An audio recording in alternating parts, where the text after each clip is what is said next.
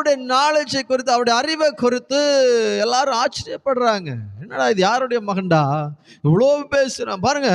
அன்னைக்கு 12 வயசா இருக்கும் பொழுது ஆதியாகமம் to மல்கியா வரையிலும் பிள்ளைகளுக்கு கற்றுக் கொடுத்துட்டாங்க.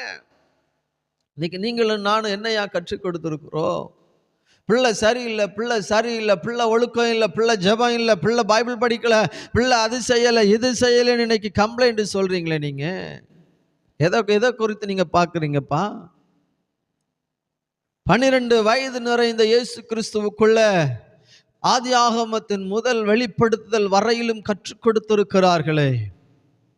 மோசேயை குறித்து சொல்லப்பட்டிருக்கிறது, அவன் பாபிலோனில் அவன் எகிப்துல எல்லாவற்றையும் கற்று தேர்ந்தவனாக இருந்தான். நம்ம எதை கற்றுக் கொடுத்தோம்?